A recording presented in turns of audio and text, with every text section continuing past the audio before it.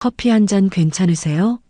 아파트 위층에 사는 여자의 집을 얼떨결에 방문하게 되었어요. 하얀 민소매 차림에 꽉 낀 청바지를 입고 있었던 그녀의 모습은 남자로서의 본능을 깨우기에 충분했습니다. 둘만 있었던 우리는 오묘한 분위기 속에서 서로의 체온을 섞기 시작했어요. 하지만 그 뒤로 일어난 일이 저를 너무 힘들게 했습니다. 이 뒤에 이야기 시작 전 구독과 좋아요, 알림 설정 눌러주시고 여러분의 생각을 댓글로 남겨주세요. 저는 조규찬입니다. 63세죠. 은행에서 정년 퇴직한 지 벌써 1년이 흘렀죠. 37년간 매일 아침 7시에 일어나 출근했는데 이제는 그럴 필요가 없습니다. 처음엔 자유로웠어요. 하지만 지금은 매일이 똑같아요. 아침 9시 아내 선자가 병원 청소 일을 나갑니다. 당신 오늘도 집에만 있을 거야? 매일 듣는 말이에요. 저는 대답하지 못하고 고개를 돌렸습니다. 선자는 한숨을 쉬며 현관문을 닫았죠. 선자는 새벽 6시에 일어나 병원으로 향합니다. 하루 종일 병동 바닥을 닦고 화장실 청소를 하고 때로는 환자들의 구토물까지 치워야 해요. 60세가 넘은 나이에 말입니다. 그래도 우리 생계를 위해서 묵묵히 일하고 있어요. 저는 거실 소파에 앉아 TV를 켭니다. 아침 드라마, 뉴스, 예능 프로그램이 하루 종일 흘러가요. 점심때가 되면 라면을 끓여 먹고 오후엔 다시 소파에 앉습니다. 이런 일상이 매일 반복되죠. 그날 오후 3시쯤이었어요. 몸이 무거워서 운동이라도 해야겠다 싶어 운동복으로 갈아입었습니다. 엘리베이터를 기다리는데 문이 열렸어요. 그 안에 한 여자분이 서 계셨습니다. 온몸을 감싸는 검정 레깅스가 다리 라인을 그대로 드러냈어요. 회색 민소매 티셔츠는 어깨와 팔의 곡선을 자연스럽게 보여주었고요. 어깨에 맨 작은 스포츠백까지 묘하게 여성스러워 보였습니다. 단정한 얼굴에 목선까지 드러나는 짧은 머리가 오히려 더 매력적으로 느껴졌죠. 안녕하세요. 그분이 먼저 인사를 건네셨어요. 환한 미소와 함께요. 702호예요. 제가 사는 곳이 602호니까 바로 윗집이네요. 몇 년째 같은 건물에 살면서도 처음 만나는 이웃이었습니다. 아, 네. 안녕하세요. 602호입니다. 엘리베이터 안 좁은 공간에서 은은한 향수 냄새가 났어요. 하지만 이상하게 심장이 빨리 뛰었습니다. 언제부터인지 잊고 있던 감정이었어요. 1층에 도착해서 문이 열렸을 때 그분이 다시 웃으며 말했습니다. 운동 다녀오세요. 그렇게 평범한 인사였는데 왜 그렇게 가슴이 두근거렸을까요? 집으로 돌아와서도 계속 그 미소가 떠올랐습니다. 오랫동안 느끼지 못했던 떨림이었어요. 그날 밤 선자가 퇴근해서 돌아왔을 때 저는 여전히 소파에 앉아 있었습니다. 저녁은 했어? 아직이요. 그럼 뭐 했어? 하루 종일? 저는 대답할 말이 없었어요. 하지만 그날은 조금 달랐습니다. 처음으로 제 일상에 작은 균열이 생긴 느낌이었거든요. 며칠이 지났습니다. 아침에 선자가 병원으로 떠난 후 저는 베란다로 나가 빨래를 걷고 있었어요. 바람이 제법 불던 날이었거든요. 그런데 빨래 사이에서 뭔가 이상한 걸 발견했습니다. 빨간색 팬티 한 장이 빨래줄에 걸려 있었어요. 분명히 우리 집 것은 아니었습니다. 얇고 부드러운 실크 재질의 섬세한 레이스가 달린 고급스러운 속옷이었어요. 선자가 입는 것과는 전혀 다른 스타일이었죠. 바람에 날아온 게 틀림없었습니다. 아마 윗집에서 떨어진 것 같았어요. 702호, 며칠 전 엘리베이터에서 만났던 그분 말입니다. 어떻게 해야 할지 한참을 고민했어요. 그냥 두고 갈 수도 없고 그렇다고 모른 척 할 수도 없었습니다.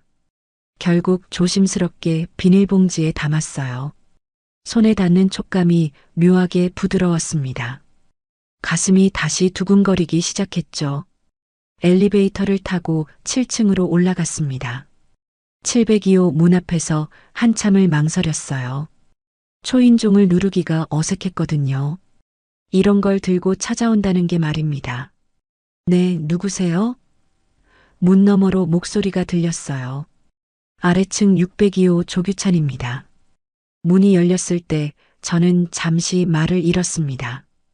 그분은 집안에서 편한 차림을 하고 계셨거든요.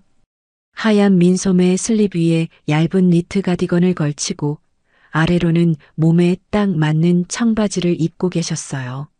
어깨 라인이 고스란히 드러나는 슬립 차림의 가디건만 살짝 걸쳐져 있었고 꽉 낀 청바지가 다리와 엉덩이 라인을 선명하게 드러내고 있었죠.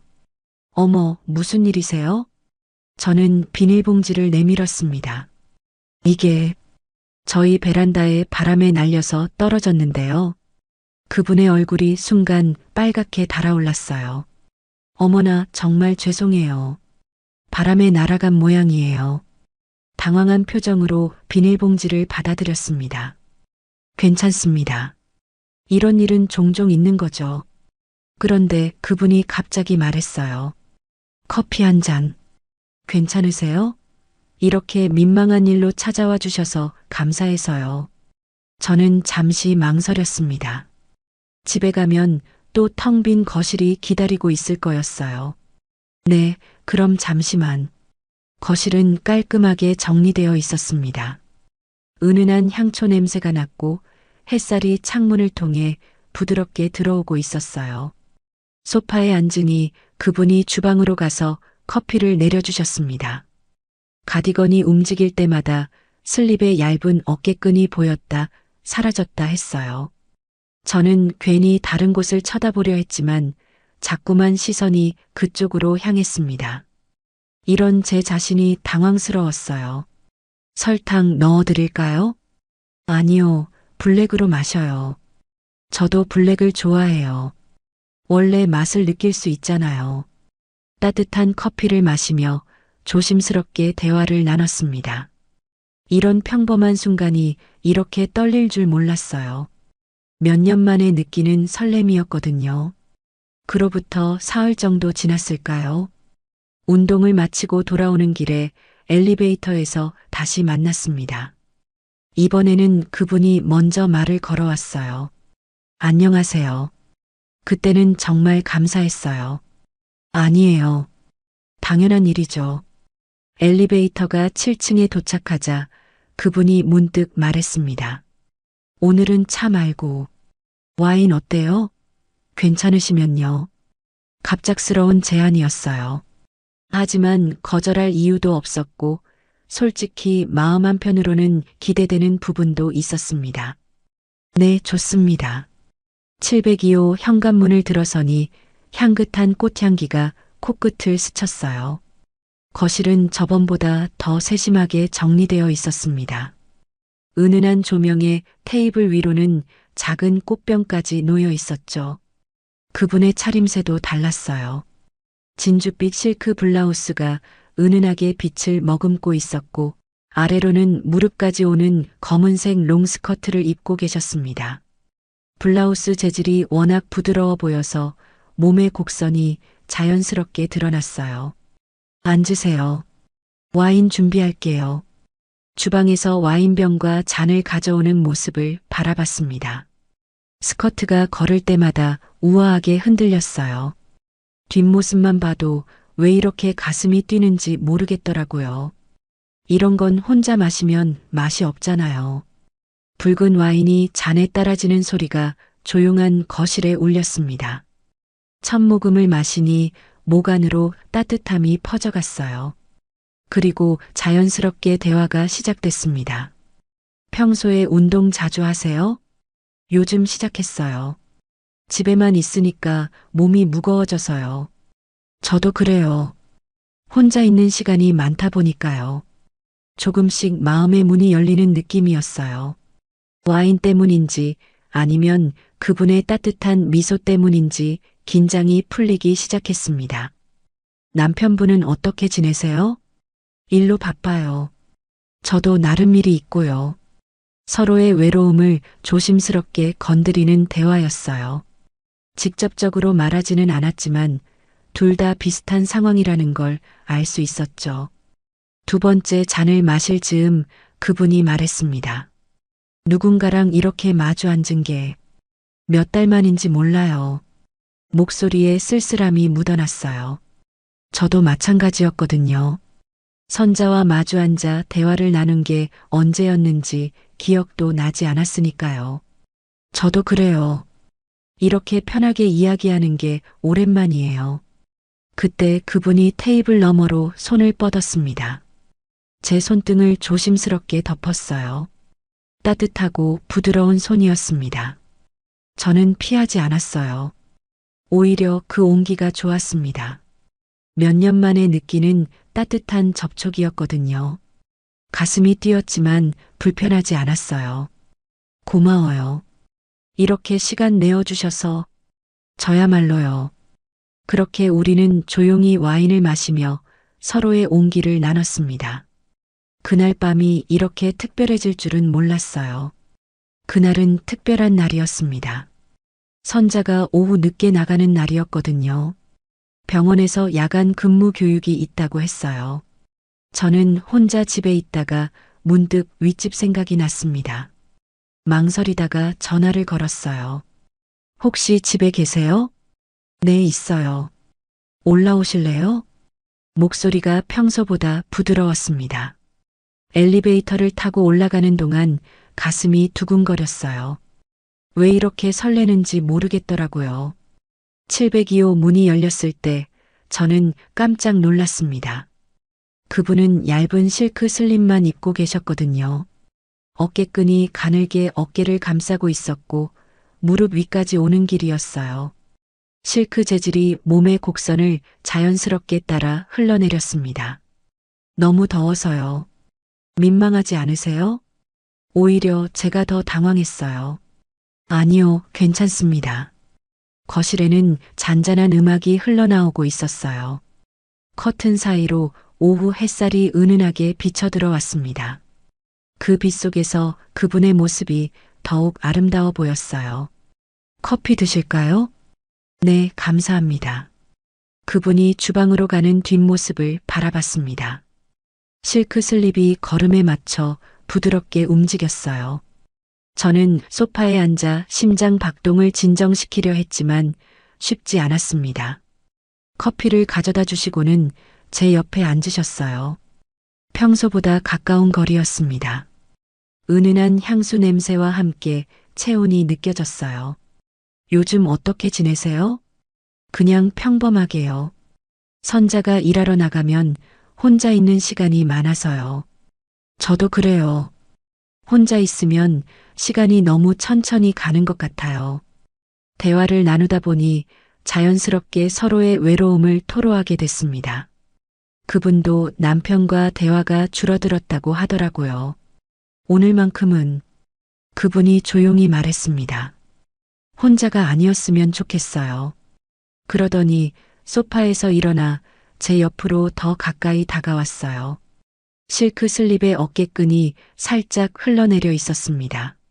숨소리까지 들릴 만큼 가까운 거리였어요.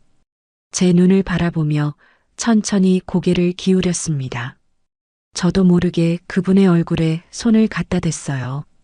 부드럽고 따뜻한 뺨이었습니다. 첫 입맞춤은 조심스러웠어요. 마치 깨질 것 같은 꽃잎을 만지는 것처럼요. 떨렸지만 따뜻했습니다. 몇 년 만에 느끼는 설렘이었거든요. 괜찮아요? 그분이 속삭였습니다. 네.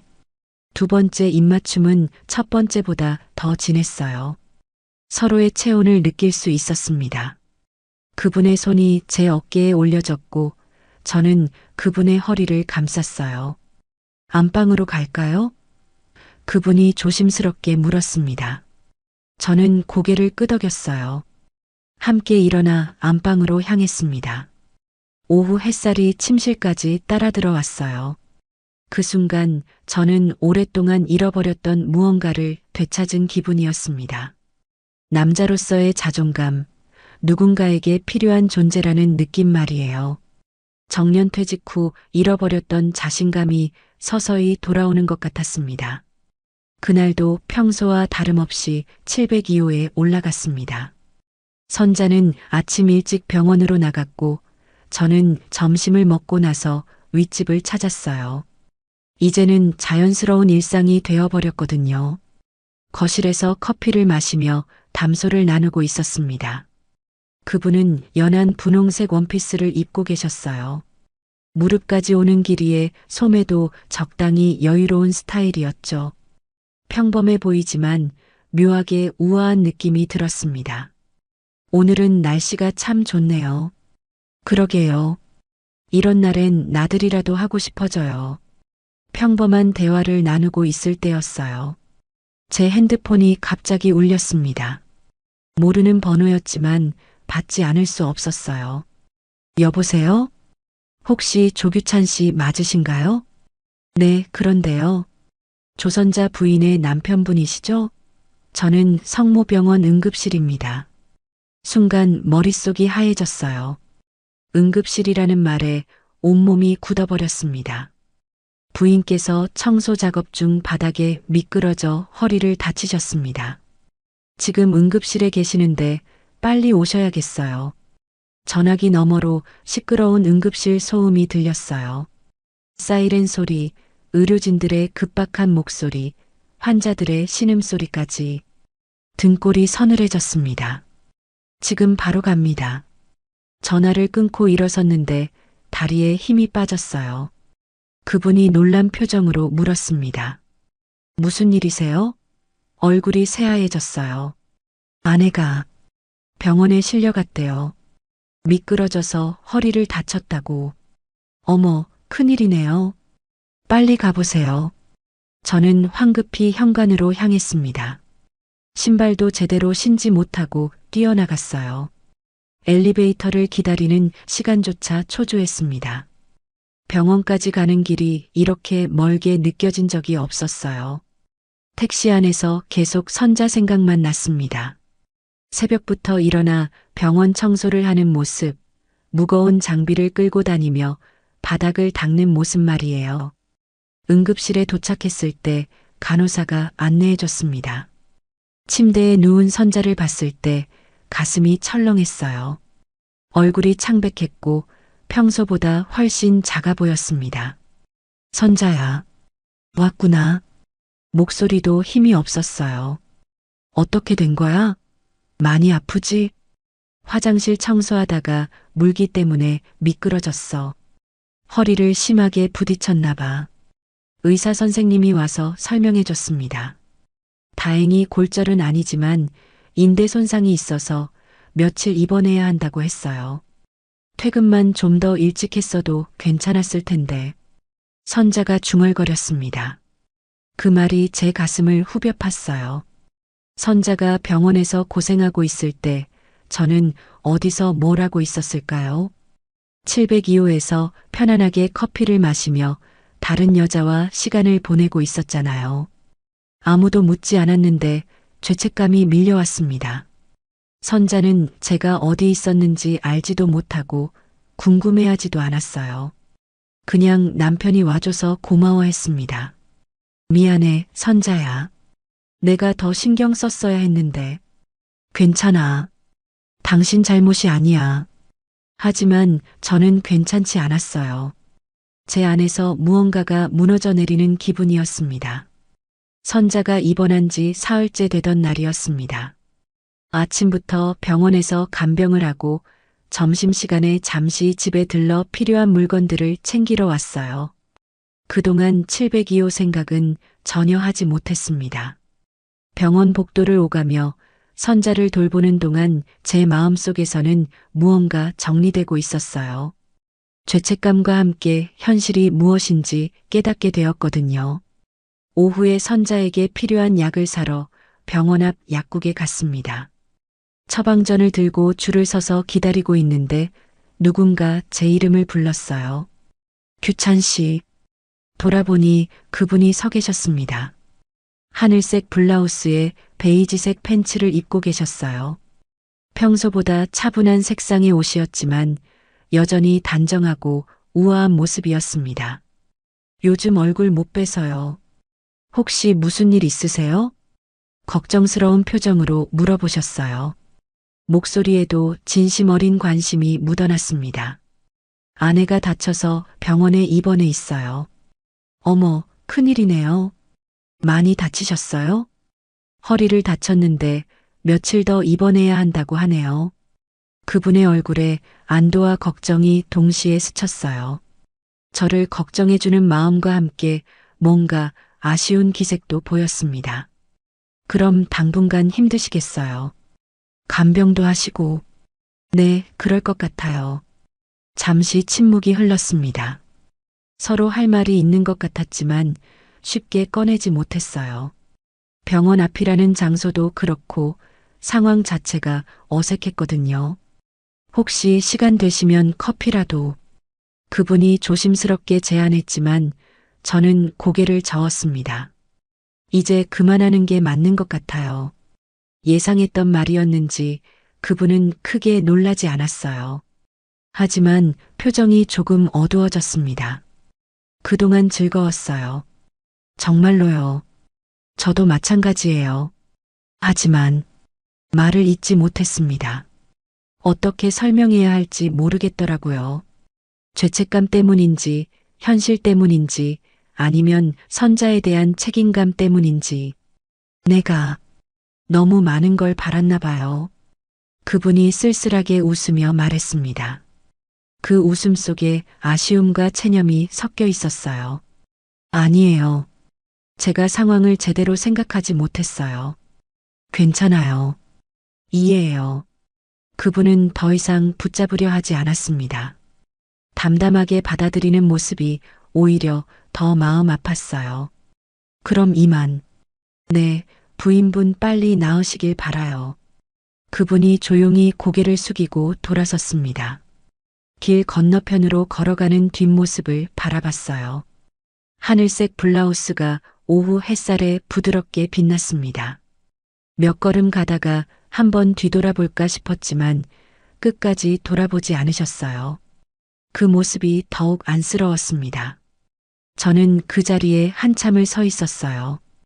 가슴 한편이 텅 빈 것 같았지만 동시에 무언가 정리된 기분이기도 했습니다.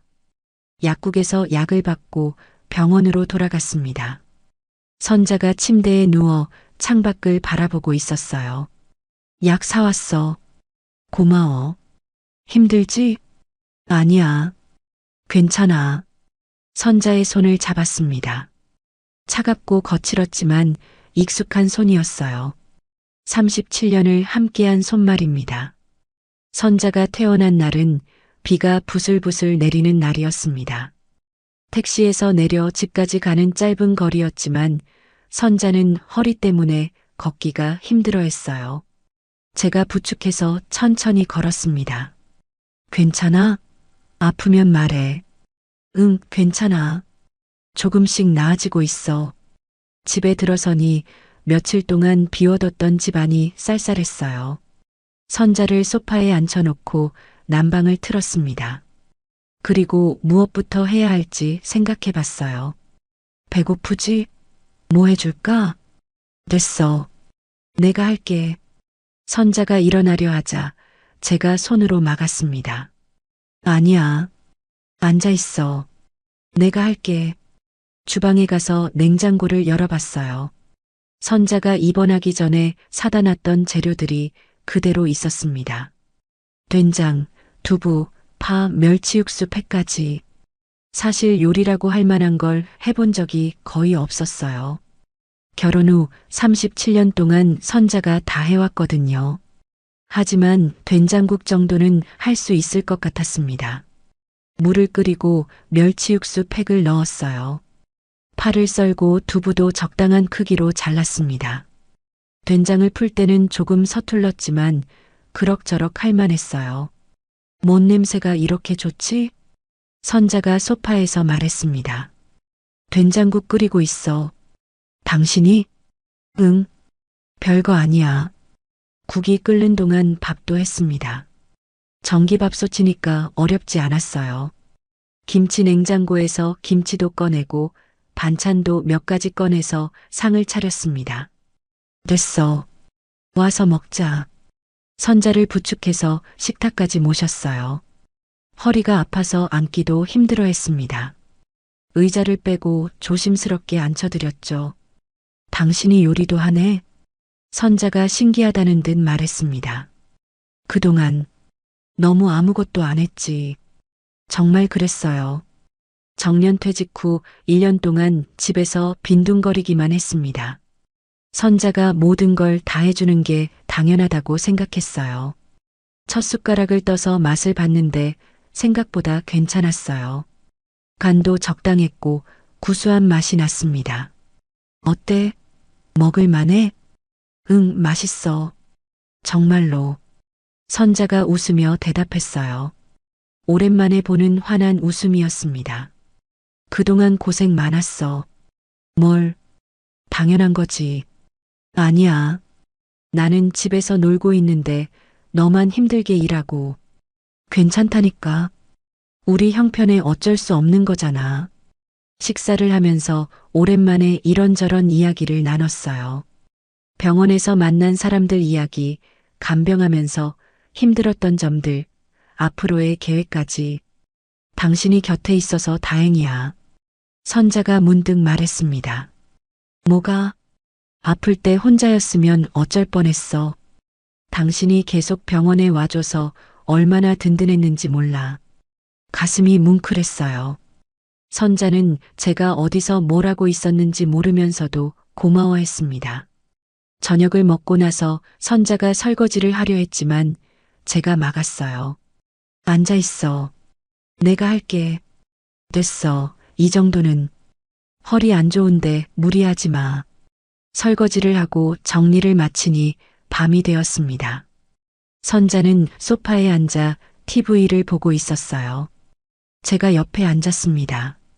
많이 아파? 조금. 누우면 괜찮아. 그날 밤 침실에서 선자 옆에 누웠어요. 평소처럼 등을 돌리고 잠들려 했는데 문득 선자의 손이 보였습니다. 주름이 늘고 거칠어진 손이었지만 37년을 함께한 손이었어요. 조용히 그 손을 잡았습니다. 따뜻했어요. 지금까지 느끼지 못했던 온기가 전해져 왔습니다. 선자가 깜짝 놀라 저를 바라봤어요. 괜찮아. 그냥 자자. 선자가 아무 말 없이 눈을 감았습니다. 저도 그 손을 놓지 않고 잠이 들었어요. 선자가 완전히 회복되기까지는 몇 주가 더 걸렸습니다. 그동안 저는 집안일을 도맡아 했어요. 처음엔 서툴렀지만 점점 익숙해졌습니다. 요리도 그럭저럭 할만해졌고요. 어느 날 오후였어요. 선자가 낮잠을 자고 있을 때 마트에 장을 보러 가기로 했습니다. 엘리베이터를 기다리며 서 있는데 문득 702호가 떠올랐어요. 요즘엔 거의 생각하지 않았는데 말입니다. 엘리베이터 문이 열렸습니다. 안에는 아무도 없었어요. 들어서서 버튼을 누르려는 순간 7층 버튼이 눈에 들어왔습니다. 손가락이 잠시 멈췄어요. 702호. 그곳에서 보냈던 시간들이 스쳐 지나갔습니다. 처음 만났던 날, 커피를 마시던 오후, 와인을 나누던 저녁, 그리고 햇살 속에서의 그 시간까지. 하지만 손가락은 1층 버튼을 눌렀습니다. 자연스럽게 망설임 없이요. 마음속 어딘가에서 무언가 정리된 기분이었어요. 마트에서 장을 보며 선자가 좋아하는 것들을 골랐습니다. 신선한 시금치, 부드러운 두부, 된장찌개용 조개도 샀어요. 요리에 자신이 생기니까 이것저것 해보고 싶어졌거든요.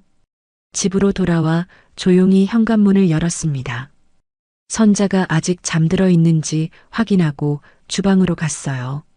저녁 준비를 시작했습니다. 시금치를 다듬고 조개를 손질했어요. 된장찌개를 끓이고 밥도 지었습니다. 이제는 제법 능숙해진 손놀림이었죠. 뭔 냄새가 이렇게 좋아? 선자가 일어나서 주방으로 왔어요. 허리는 많이 좋아졌지만 아직 조심스럽게 걸었습니다. 조개 된장찌개 끓이고 있어. 어머, 조개까지? 마트에서 싱싱한 게 있더라고. 선자가 냄비 뚜껑을 살짝 열어봤어요. 우와, 정말 맛있겠다. 함께 상을 차리고 식탁에 앉았습니다. 조개 된장찌개에서 김이 모락모락 올라왔어요. 밥을 푸고 반찬도 정갈하게 놓았습니다. 잘 먹겠습니다. 함께 숟가락을 들었어요. 첫 숟가락을 떠서 맛을 봤는데 생각보다 괜찮았습니다. 어때? 오늘 국 좀 짜다. 선자가 웃으며 말했어요. 핀잔이 아니라 장난스러운 톤이었습니다. 다음엔 덜 짤게. 그래도 맛있어. 조개가 싱싱하네. 다행이다. 식사를 하면서 자연스럽게 대화가 이어졌어요. 오늘 있었던 일들, 내일 계획, 별것 아닌 일상적인 이야기들이었지만 따뜻했습니다. 내일은 뭐 해줄까? 김치찌개도 좋겠는데? 그래, 김치찌개 해줄게. 고마워. 정말로. 선자의 얼굴에 환한 웃음이 번졌어요. 주름이 늘었지만 여전히 아름다운 미소였습니다. 설거지를 하면서 창밖을 바라봤어요. 저녁 노을이 아파트 사이로 스며들고 있었습니다. 평범한 일상이지만 이상하게 마음이 평온했어요. 당신 요즘 많이 달라졌네. 선자가 뒤에서 말했습니다. 뭐가? 예전엔 집안일은 쳐다보지도 않더니. 미안해. 그동안 너만 힘들게 했지. 괜찮아. 지금이라도 이렇게 해주니까. 그날 밤 침실에서 나란히 누웠습니다. 선자의 손을 자연스럽게 잡았어요. 이제는 익숙한 일이 되었습니다. 선자야. 응? 고마워. 그동안 고생 많았어. 뭘? 우리 부부인데. 어둠 속에서 선자의 따뜻한 체온이 느껴졌어요. 37년을 함께 살아온 사람, 제 곁에서 묵묵히 견뎌온 사람. 진짜 사랑은 멀리 있지 않았습니다. 늘 곁에 있었어요. 있었어요.